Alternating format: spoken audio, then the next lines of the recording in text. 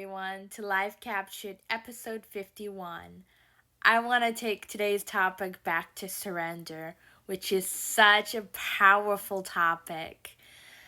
A few weeks ago, I was struggling, and it feels like, especially as an adult, you're always going through something. There is always something going on, and it feels like life itself is just this big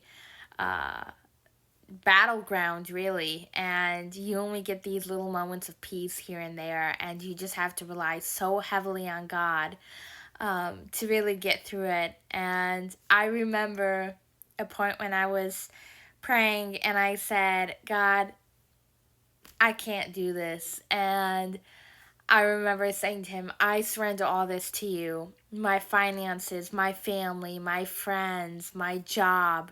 Like, it's yours now. And I've prayed this prayer to God before, but it's more than words. It's something that you really have to mean because it's something you are giving up, and you're surrendering to him. And it's difficult.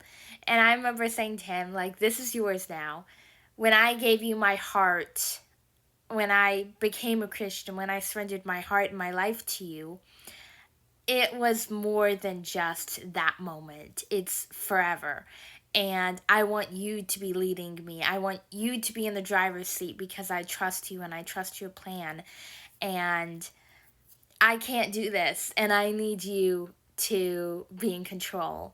And it was just such a relief to just let go and let God. And I know that's a common term, but it really was incredible. And that's what I want to talk about today. Surrender. It's such a release in saying I surrender and actually doing it. I know a couple years ago there's this prayer for 4 words long, and it was the most difficult thing to pray for me because when I said those words, I was truly meaning it, and it was difficult, and it was thy will be done. And it was so hard because it was like I want your will to be done, God, but I don't know what your will is, and I'm scared of what it's going to be, and what if it disrupts my plans, or what if it's painful, or I don't know what's going to happen. And it was difficult, and it still is sometimes to just say, your will be done, I surrender, it's all yours. And it's really hard, and I feel like so many times I go back to the throne and I just take it back, and I take back all this stuff that I surrendered to God, and I'm like, ugh, I'm going to hold on to this a little bit longer. And it's not good at all. But surrender is such a beautiful thing. We've talked about this a lot, but I love the topic.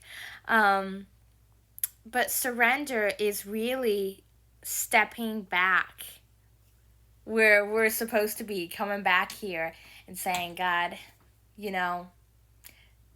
this is like my body, my life to an extent, but like when I gave you my heart, I gave you my life, and I want you to be in the driver's seat. I want you to lead my life.